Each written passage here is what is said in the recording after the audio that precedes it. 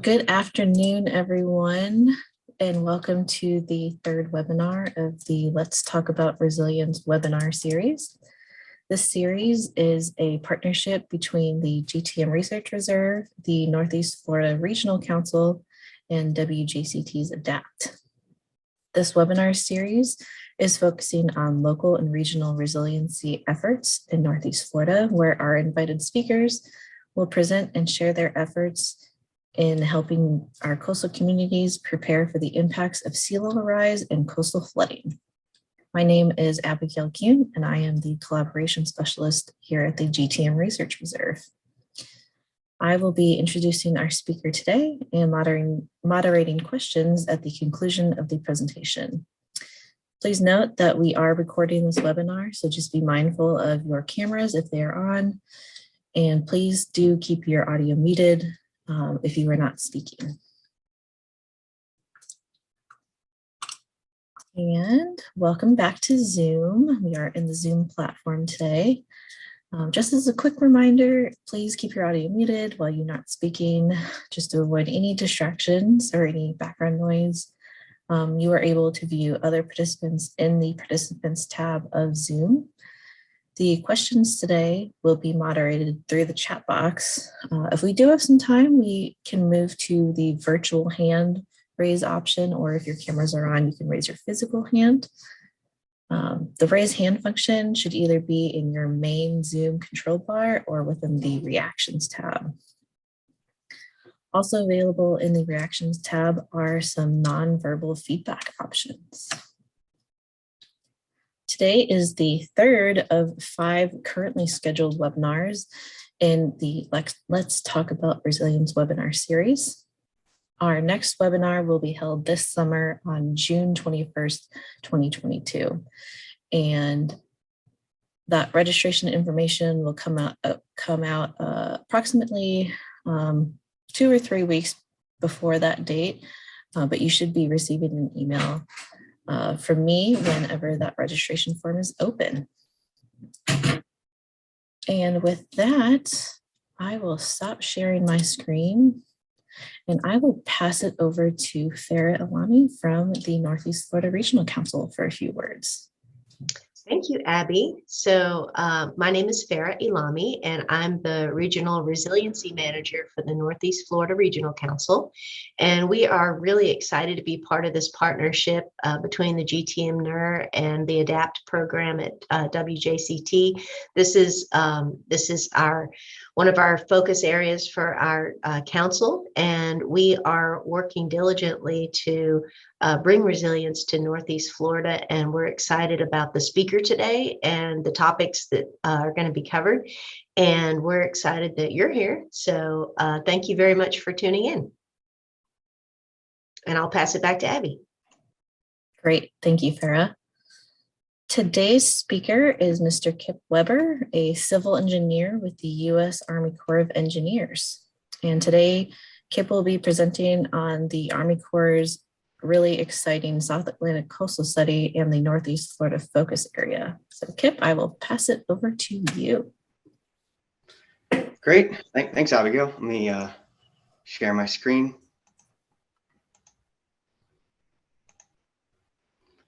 All right, let me know when the first slide shows up. Looks great. Awesome, excellent. Well, yeah, thanks Abigail, and thanks Farah. Really excited for the opportunity to be here. Also wanted to thank the GTM NER, Northeast Florida Regional Council, and WJCT ADAPT initiative. I've enjoyed watching these past webinars through the recordings, and excited to be a part of it.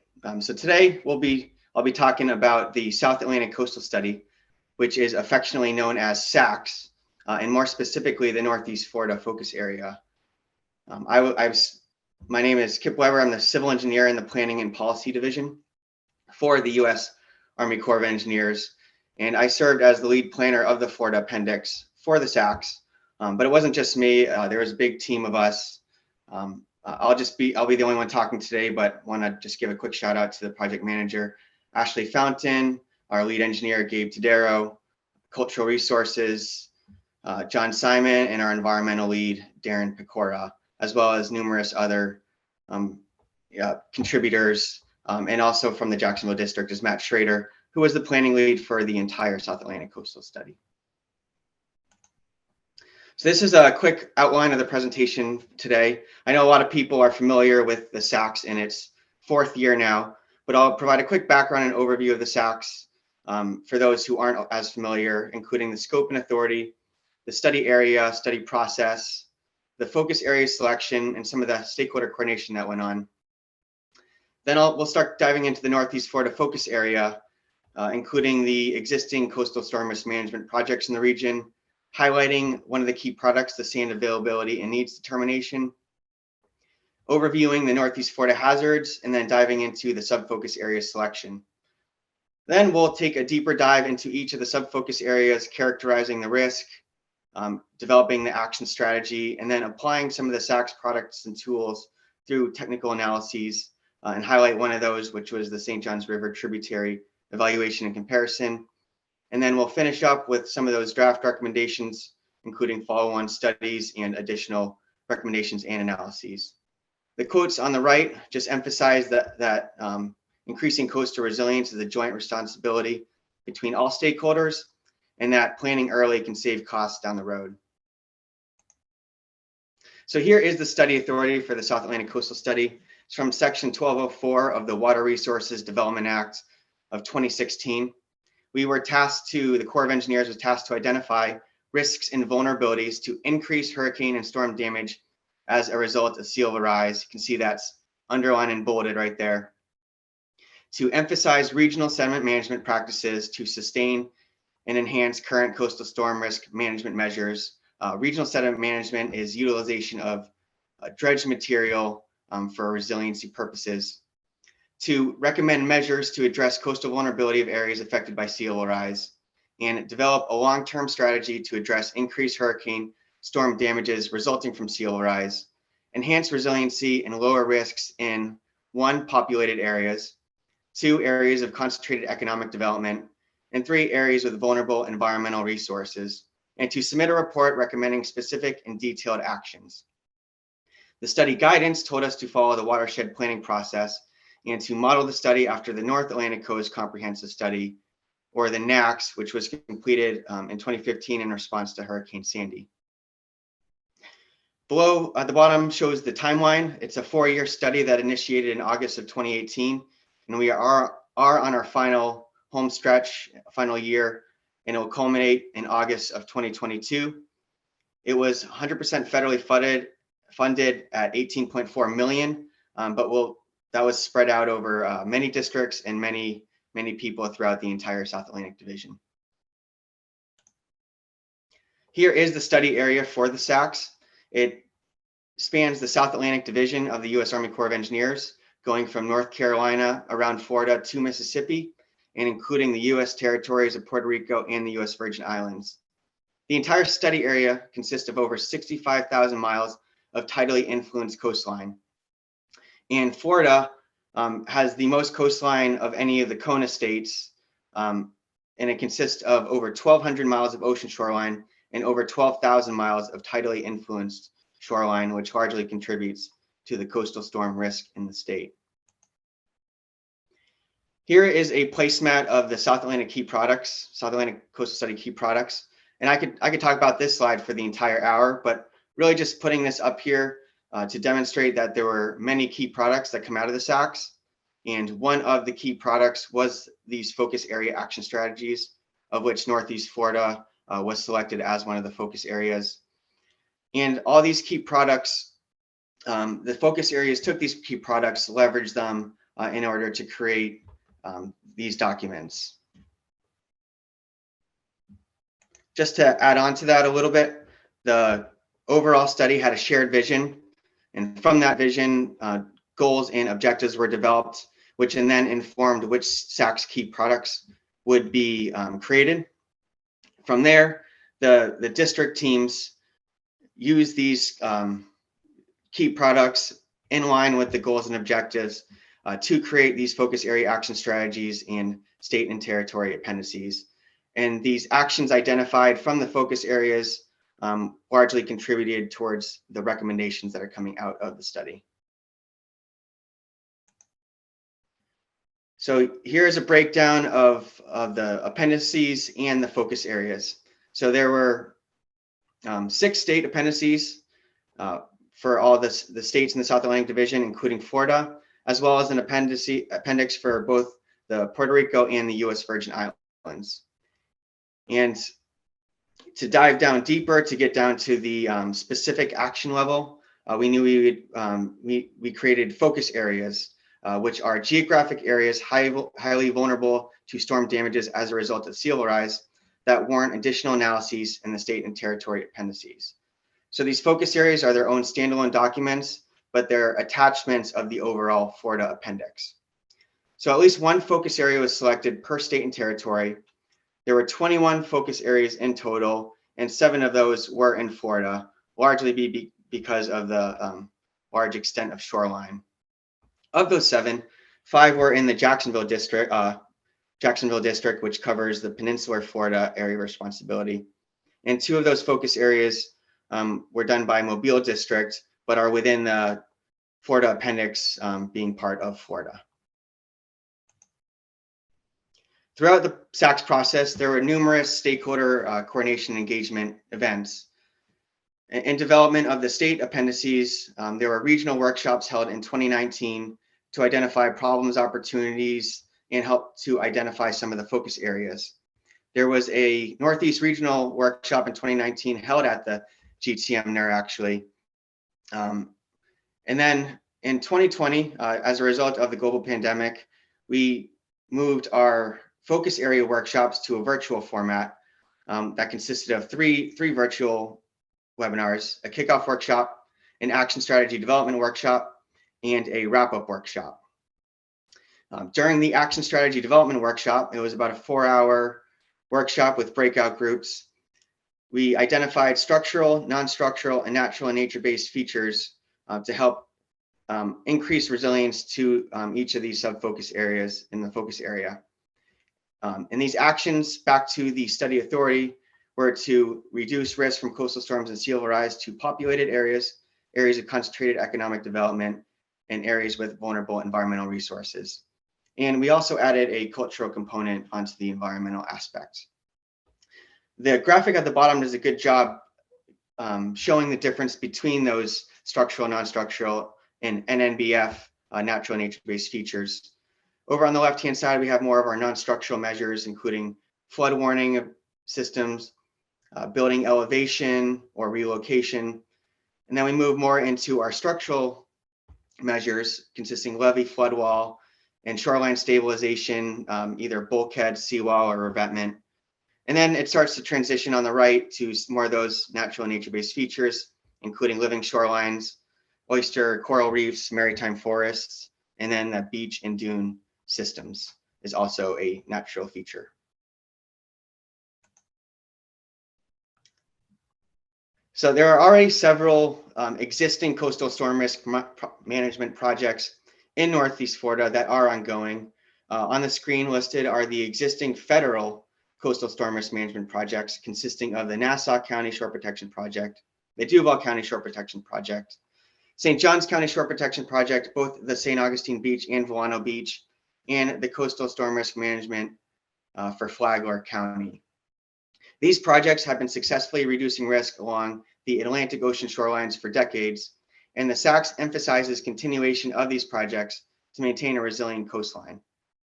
And not only are these projects performing exceptionally well, but they continue to improve over time. Just recently, the Nassau, Duval, and St. Johns County Shore Protection Projects completed engineering documentation reports, or EDRs, to add resiliency features such as dunes to the project footprint. Because as time's gone on, we've learned that the wide beach berm is great for reducing risk from erosion, but then the vegetated dune is also guards against the impacts of storm surge inundation to that upland infrastructure, and especially in some areas where there are high-rise buildings right on the beach, this dune feature is extremely important.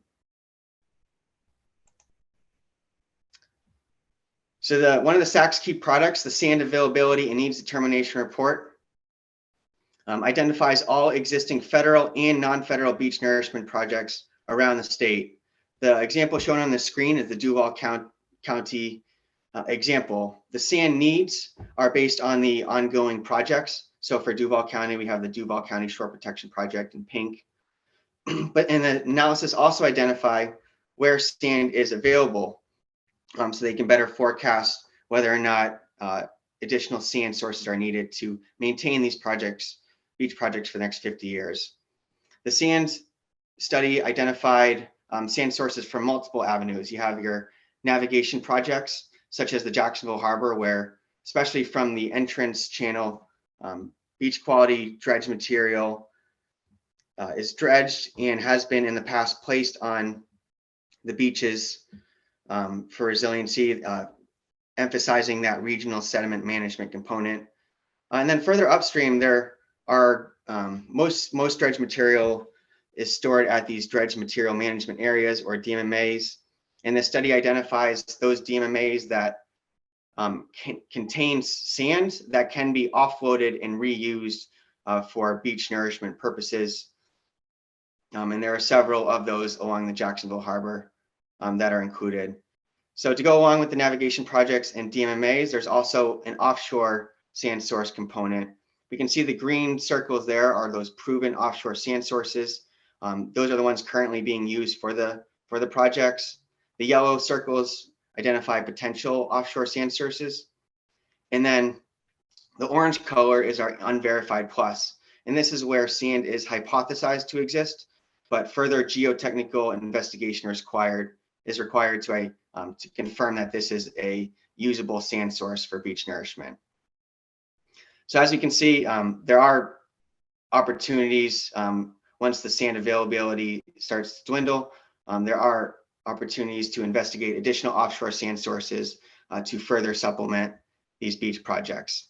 And one other note is that a lot of these DMMAs are reaching their capacity. And so offloading sand from these DMMAs benefits both the DMMA navigation project and also whoever is trying to use that material for resiliency purposes.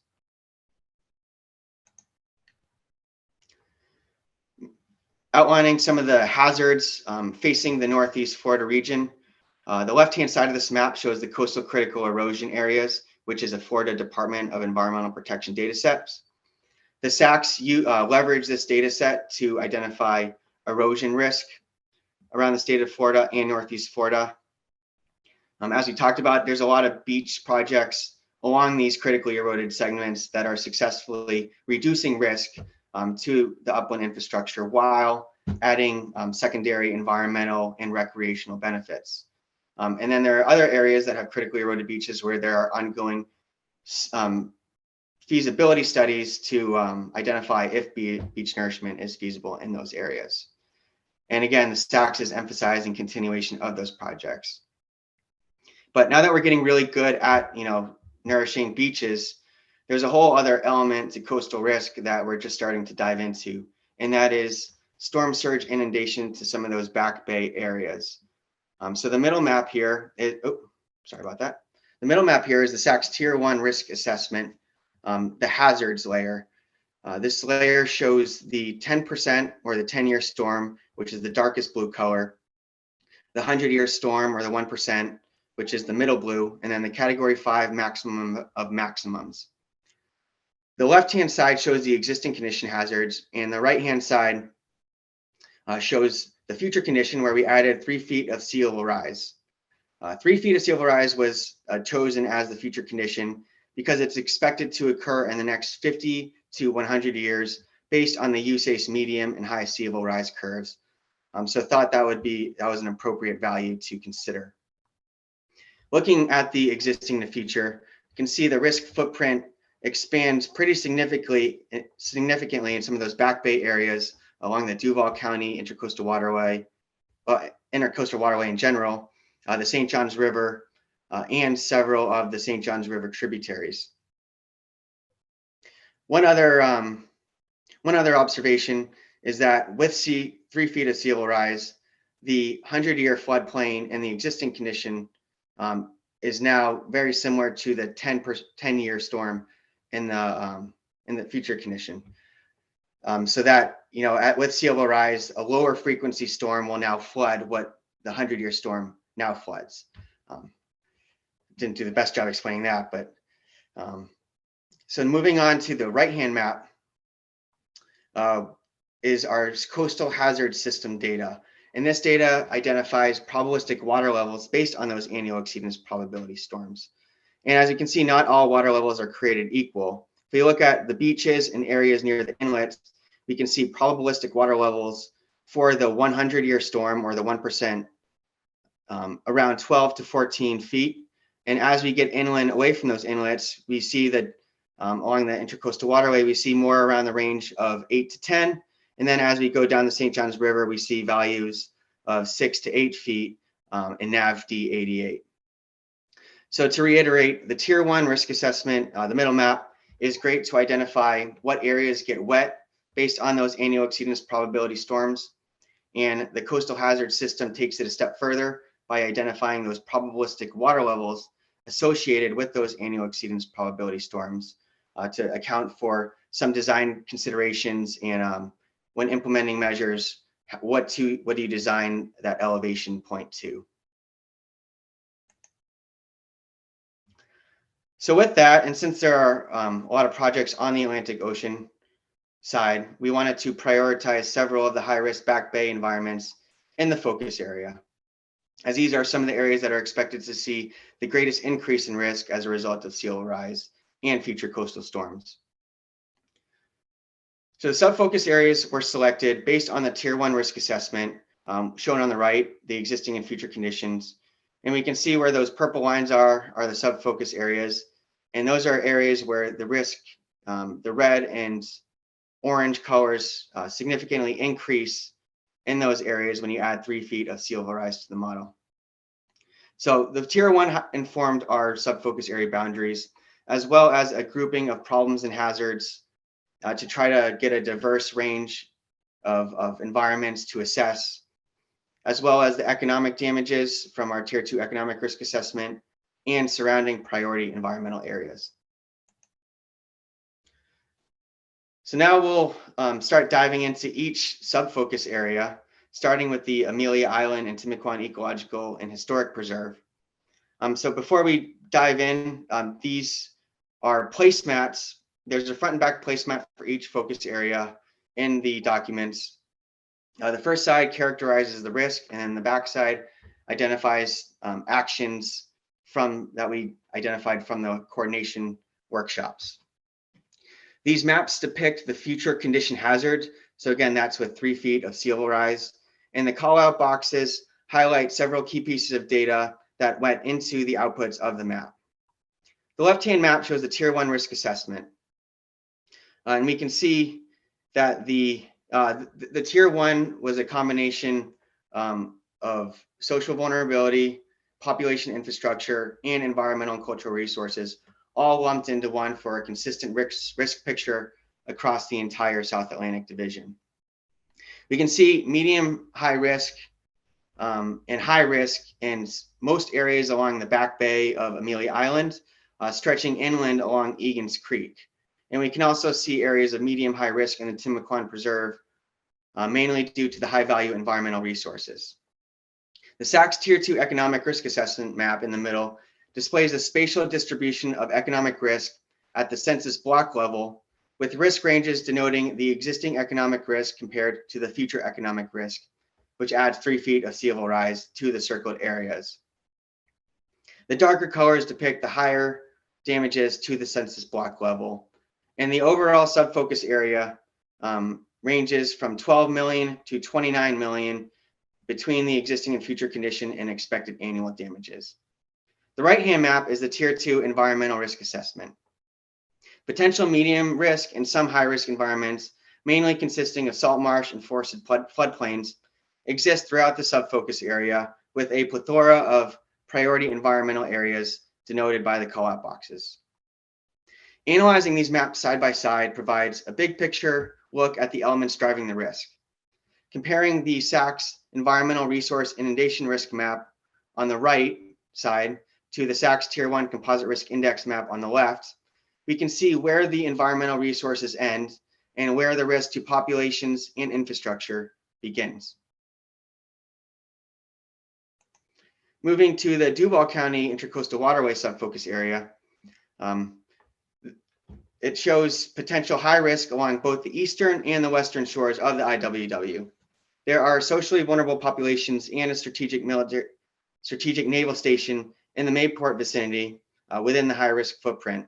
And in several areas, especially along the eastern shores, the risk footprint extends inland along flood pathways, including Hopkins, Sherman, and Puckett Creek. The subfocus area economic risk ranges from 52 to 125 million in expected annual damages, with the eastern shores expected to experience the greatest increase in economic risk. There are also several priority environmental areas and conserved lands along the IWW with potential medium and some high risk environmental resources. Moving to the St. Johns River and tributary subfocus area, we see several potential high risk areas in the future condition, especially some of the downtown areas, including San Marco, where there is risk to medical facilities and historic districts. And this area also serves as an important economic driver for the region. This downtown area's economic risk ranges from 31 to 52 million in expected annual damages. We also see risk extending down several St. Johns River tributaries.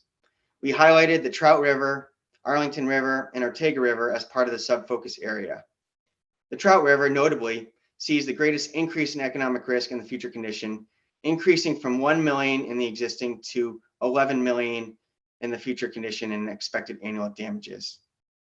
Moncrief Creek and the Rabault River both have socially vulnerable populations at risk, which both extend off of the Trout River. There are overall less environmental resources in this region due to high densities of population and development. But these environmental resources are generally referred to as the St. Johns River and forested floodplains. And while there are several potentially high-risk areas, there is some good news that, for much of Jacksonville, especially along the St. John's Bluff and other areas along the river, such as portions of Riverside, there is a big bluff where populations, property, and infrastructure are elevated out of the floodplain. And in many areas, the risk footprint does not extend far inland in these areas. So that is good news that a lot of Jacksonville and the surrounding the subfocus area is relatively safe from flooding.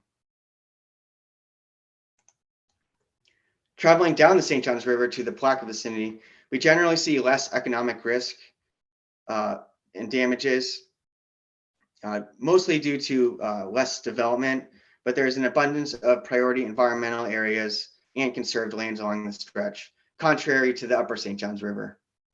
These environmental resources can mainly consist of forested floodplains, which are at high risk from the effects of coastal storms and sea level rise that contribute to higher salinity levels, causing these environmental resources to transition or die off. The greatest risk in this area is Plaquemine, where the risk to historic districts and socially vulnerable populations exists, and whose greatest risk will come from the combination of both storm surge and precipitation, known as compound flooding. Finally, the St. Augustine Subfocus Area, the nation's oldest city, shows potential high risk to the downtown district and medium high risk to the Davis Shores area, threatening critical infrastructure in several historic districts. The subfocus area economic risk ranges from 21 to 43 million, and Anastasia Island State Park was the main priority environmental area, serving as a first line of defense and an important habitat for the beach mouse and other species.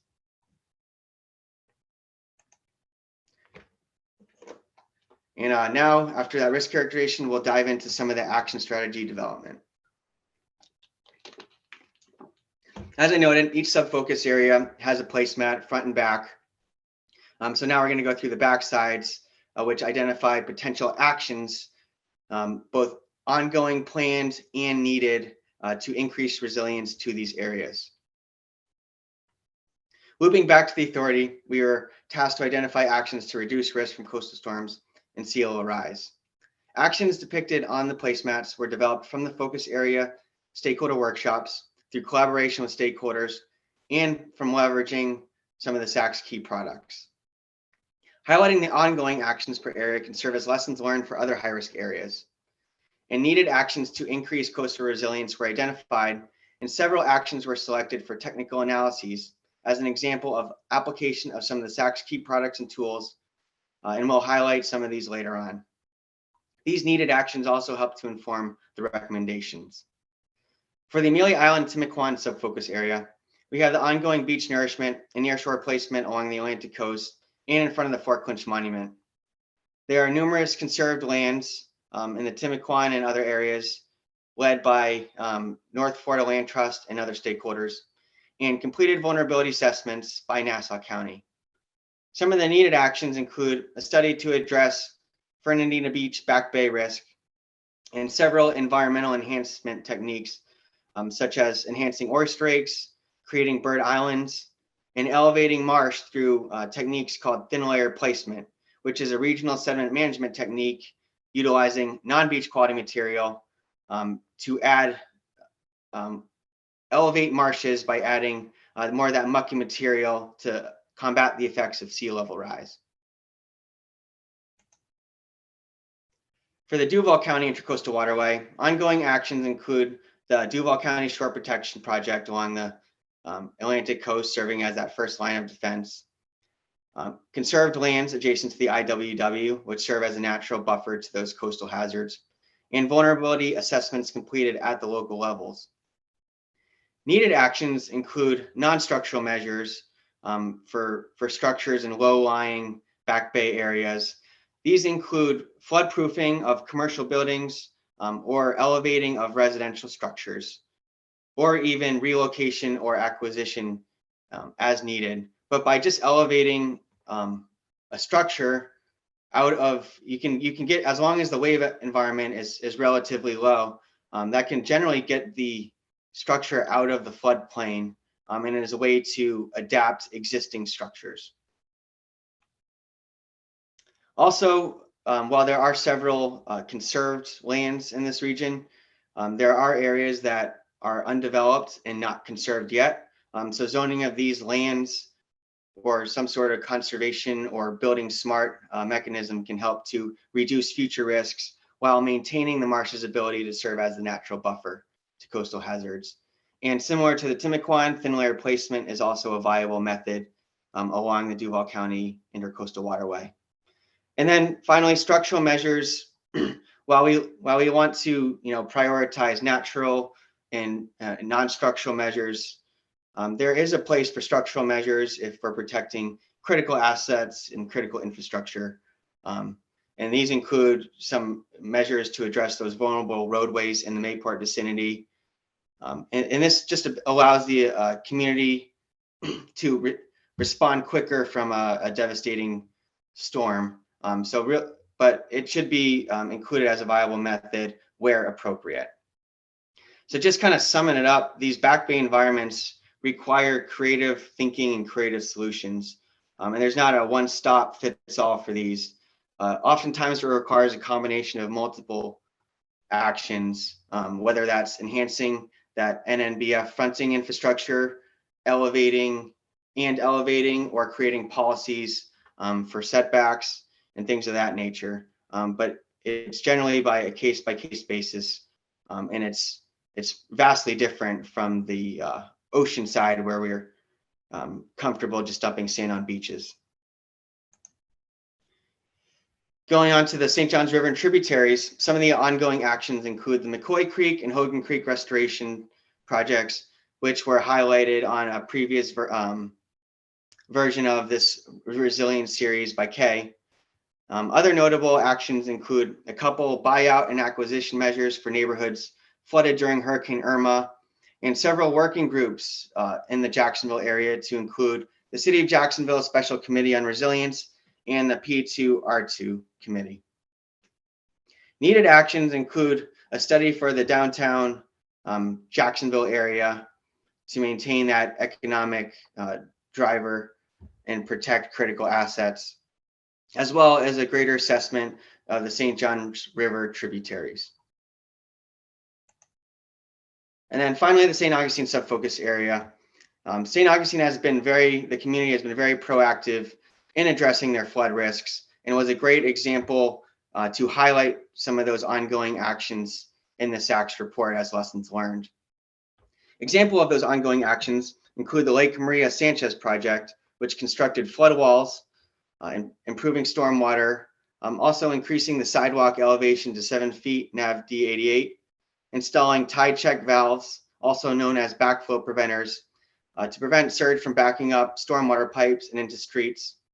And they've also completed several resiliency studies that can be looked at as examples.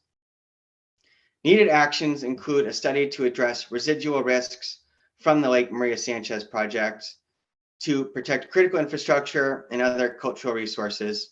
And other measures also include non-structural measures for those residential neighborhoods and opportunities to enhance NNBF fronting upland property and infrastructure.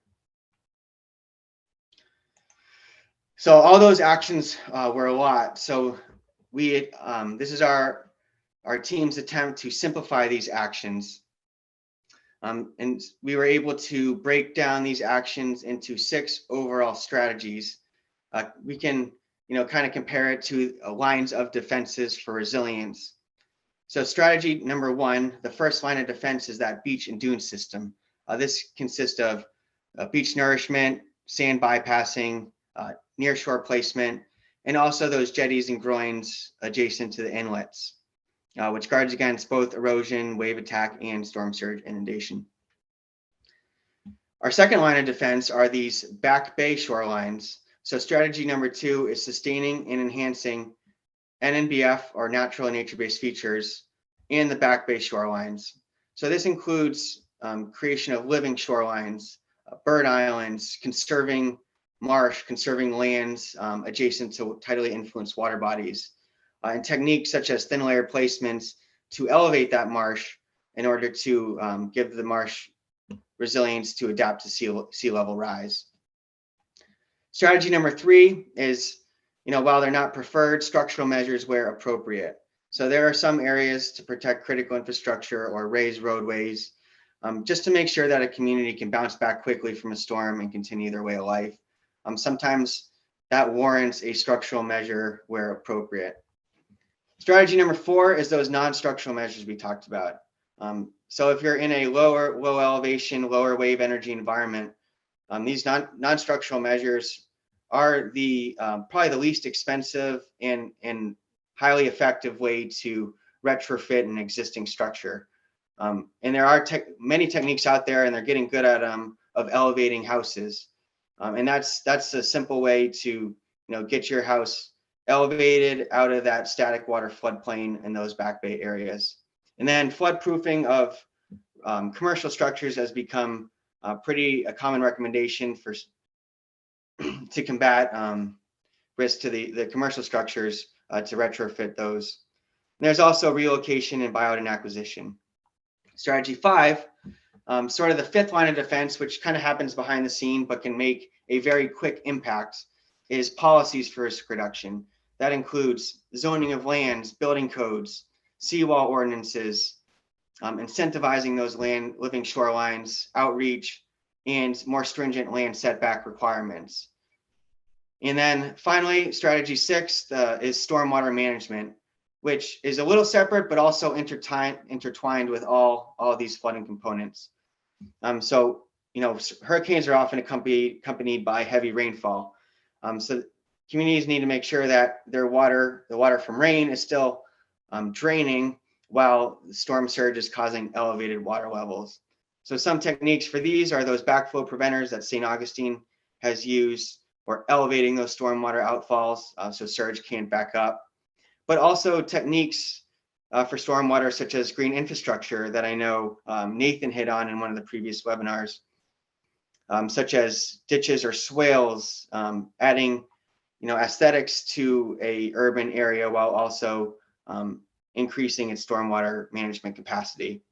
And also included this is replacing septic with sewer to help reduce public health risks down the road with sea level rise. And as I talked about with the Duval County, addressing these back bay environments requires creative thinking and a multi-agency coordination due to the high complexities, case-by-case basis. And to address risk to many areas, multiple strategies need to be combined and employed together. So one analysis, so one of those needed actions from the St. Johns River and tributaries evaluation was a St. Johns River tributary evaluation and comparison. So through coordination with the city of Jacksonville and the St. Johns River Keeper, they identified 10 impaired tributaries along the St. Johns River where they have received numerous complaints from residents, whether it be from flooding, accretion of sediment. So these are the ones that were identified. And then we took some of our SACS data as well as data from other agencies as these exposure considerations. And we were able to rank all these exposure considerations against one another for each tributary, as well as create an overall ranking for the analysis. And this was really identified, from Hurricane Irma, which most of us probably remember. It seems like the worst flooding from that storm occurred along the St. Johns River tributaries. Here we see Pottsburg Creek during Hurricane Irma, and then part of the Ribault River also from Irma in these pictures, which are pretty dramatic. So after performing the analysis, to break up the water bodies, we broke up the watersheds by water body identifications, WBIDs, and those are used as boundaries consistent with FDEP and the Riverkeeper. And then those were considered equally, all these considerations were equally weighed and ranked against one another based on percent areas. And that accounted for the different sizes of the different tributary watersheds. So 1 is the highest ranking, 10 is the lowest ranking. And after the analysis, the Trout River came in as the highest ranked tributary, meaning it, taking into all the considerations, was at the highest risk. But to go along with the overall composite ranking, there are, you're able to weigh each exposure consideration individually. So here are the exposure considerations ranked for the Trout River. It ranked number 1 in critical habitat, likely from its close proximity to the Timucuan Preserve. It was relatively high, between 2 and 4, in exposure to flood hazards, and also pretty high in expected future economic damages and social vulnerability. And the combination of all these high rankings gave it the number 1 overall composite ranking. And we have a web viewer here where you can select each tributary and identify, get the same data for each and every one of these tributaries listed here. So that's a great tool, and the link is here if you're interested, and I can put it in the chat as well. And there were other analyses too. If time permitting, we can go through a couple more, but that was a fun one for us to look at. And here were some of the study recommendations that came out of all those actions and analyses. So some of the follow-on study recommendations include a Duval County Back Bay Coastal Storm Risk Management Study, looking at the St. Johns River tributaries and the Intracoastal Waterway. A City of St. Augustine Back Bay Coastal Storm Risk Management Study, looking at the residual risks along the inlet, Matanzas River, San Sebastian River. And then the last study would be the Nassau County Back Bay, looking at Back Bay, Fernandina Beach, and some of the risk associated along there. And the SACS emphasizes continuation of all those shore protection projects, but in particular, the Duval County Shore Protection Project, because the period of federal participation is ending within the next 10 years. Some of the regional sediment management recommendations include greater utilization of nearshore placement for a couple reasons. There's less construction costs from less on-ground equipment, and less stringent sediment quality standards. So we're able to reuse more dredge material or material from DMMAs or just dredge material in general. Investigation of additional offshore sand sources to supplement RSM and also make sure that can maintain the beaches for the next 50 years. And also, also prioritize beneficial use of that non-beach quality material. That includes that thin layer placement on marshes. And there's an ongoing effort, the Northeast Florida RSM Guide, that USACE is coordinating with the Northeast Florida Estuarine Restoration Team to identify places where we can prioritize beneficial use of sediment, both sand and non-beach quality material, to increase resilience in our communities. Just a couple more slides. So all these data I have talked about today, they're all available in the SACS Florida GeoPortal. And here's just a snapshot. Everything, all these SACS key products can be accessed through the SACS website. And then if you go down to the GeoPortal, click on state territory appendices, you can get to the Florida specific GeoPortal. And here's a list of all the data layers that are housed here. We have our geographic boundaries, we have our exposure data, including social vulnerability, and our shoreline data. The sand data we referred to is all housed there. And these are all groups to help you better organize and find the data. Those environmental layers, including priority environmental areas, as well as existing and future conditions. Existing conditions includes those coastal critical erosion areas from FDEP, the Tier 1 risk assessment, and the Tier 2 economic risk assessment.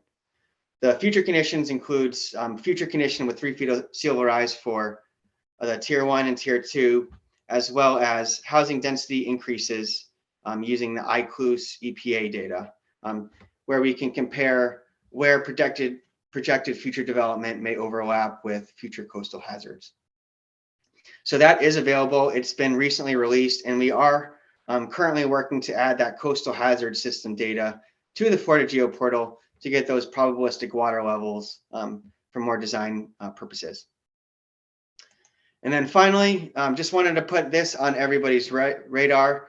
This effort, it's a Florida Silver Jackets effort, which combines state, federal, regional, local agencies to collaborate for non-floodplain flood risk management, but non-structural. So we'll be having this 2022 Florida Coastal Resilience Workshop.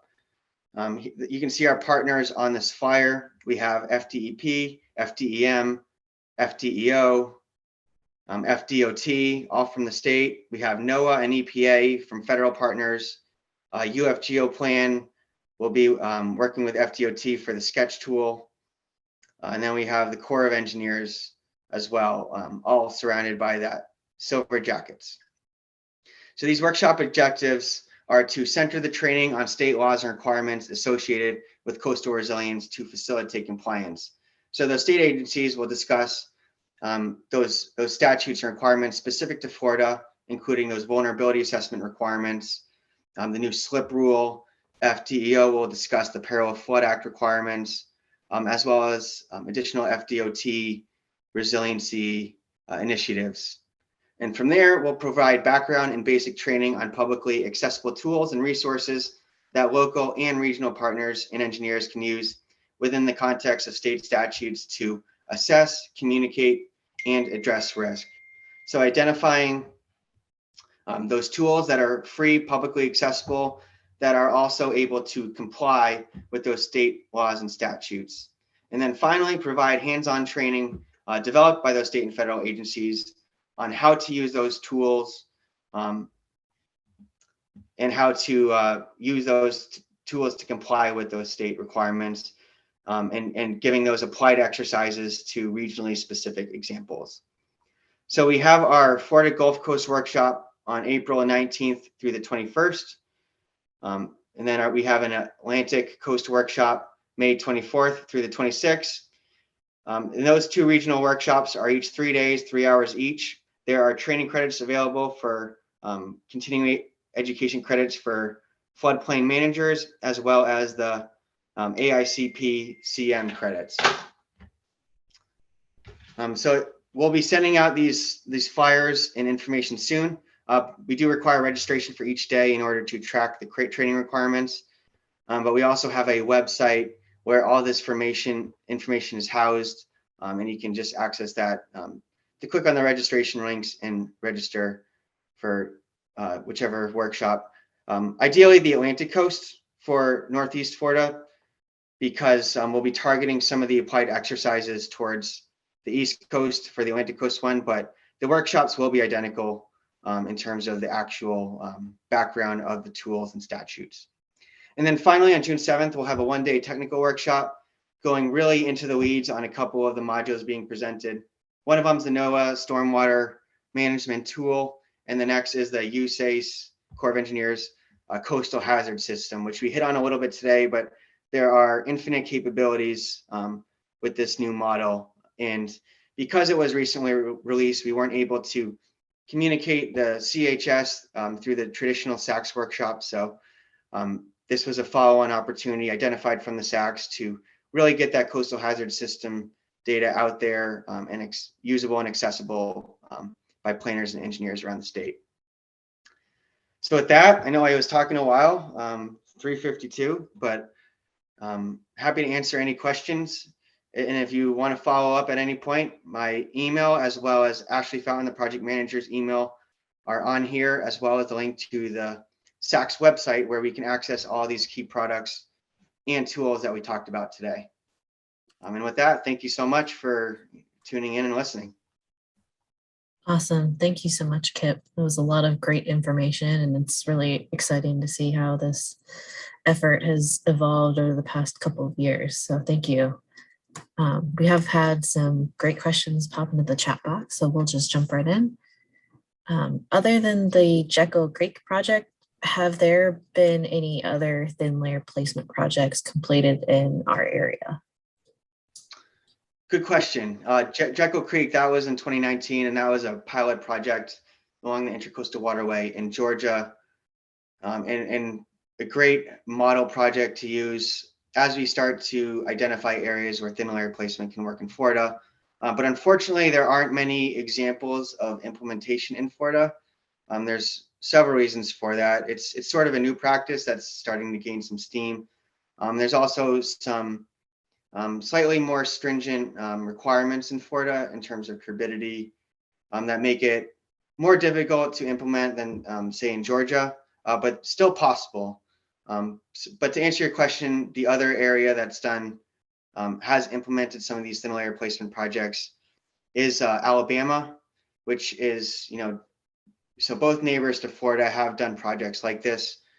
So, I'd say Florida is suitable for this type of practice, but there are some, things to iron out and test to really make it a great technique to use. But it's certainly gaining steam, and one of the mechanisms to address some of that back bay risk. Thank you. For the possible strategies that were determined, are there recommendations on how to decide which strategy will work in which location? Like, are there specific criteria that you look for, or is there a decision tree that you use? Good question. I'd say, utilizing the tools to identify what the driver of risk of that risk is. So like, along the Atlantic Ocean shorelines, that one's pretty intuitive, but the beach and dune, seems to work the best along those open coastlines. It's really when you start getting into the back bays that it gets to be a little bit of a case-by-case basis. So for example, for the Duval County Intracoastal Waterway, while there are some developments that jut out into the marsh, a lot of that marsh is it's still there. So we can use that and then elevate the houses behind it. But then there are some areas where that the marsh isn't there anymore because we've kind of built out, and that would require a whole different suite of measures, because I guess you could still elevate, but you wouldn't have that extra protection of having that NNBF fronting it, especially when you look at some South Florida regions where it's all seawalled. the options become more limited. So I would just say that, the more options, the better, because then you can, combine enhancing NNBF with elevating structures, and that, the NNBF dampens the erosion wave attack, whereas elevating the house gets it out of the storm surge inundation zone. And then other areas, you might need a flood wall, or relocate, because those measures might not be effective and worth the cost of implementing. So yeah, it's a great question, but it's really a case-by-case basis, depending on the area, what already exists there, whether or not there's NNBF to work with and enhance, and that sort of thing. But yeah, really good question. Awesome, thanks, Kip. The next question, are the WIBID evaluations, like the one you showed for Duval County, are those available for each of the focus areas, or do the stakeholders need to work through those individually? So we only did that, we did that for the St. Johns River tributaries. And that was a needed action identified from those workshops, which is why we created that methodology. And so we only did do it for that. But with that being said, we have this methodology in place. So if there is interest to do this for other tributaries or potential other areas, the methodology would be the same data. So it'd more just be plug and play. So if you are interested in kind of assessing different areas, we're interested in, sharing what we did and the methodology we used to replicate a similar type of analysis.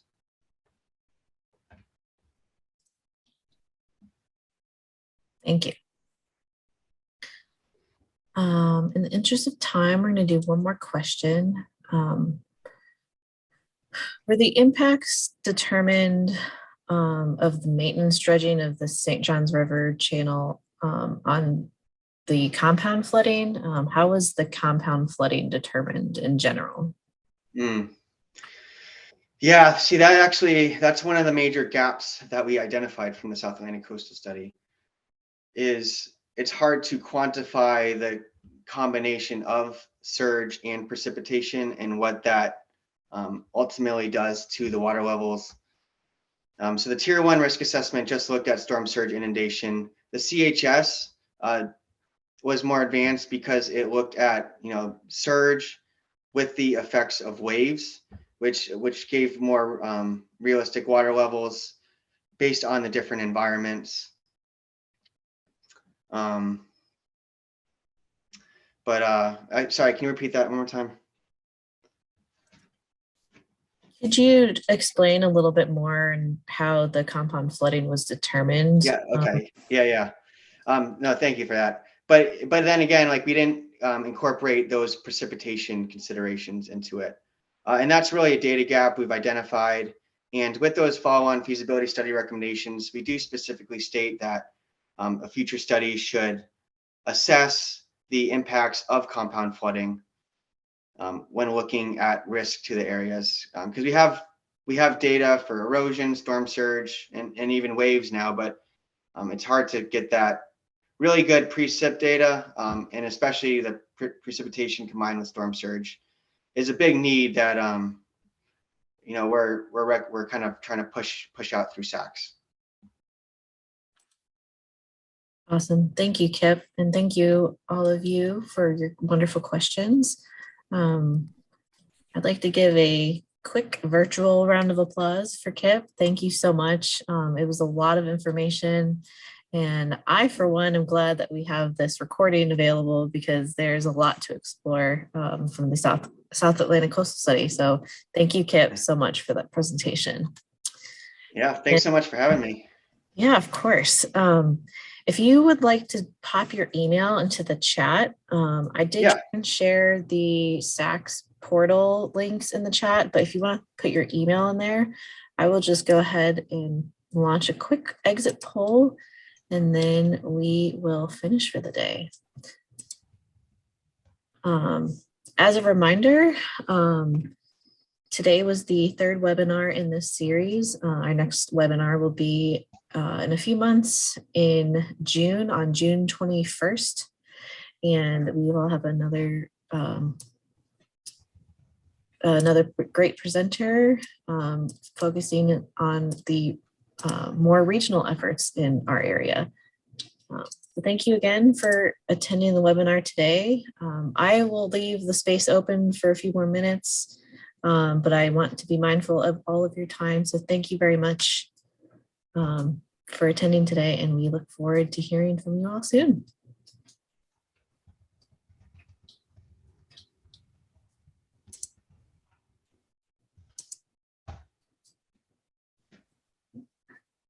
And thank you for sharing those links, Kip. That's great.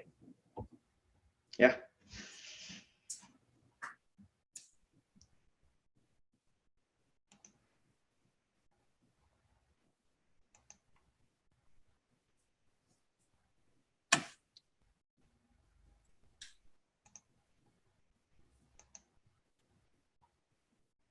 Also, if you have any additional questions for Kip, Kip, if you have a few minutes, you're more than welcome to come off of mute, or I will close the session here in just a few minutes.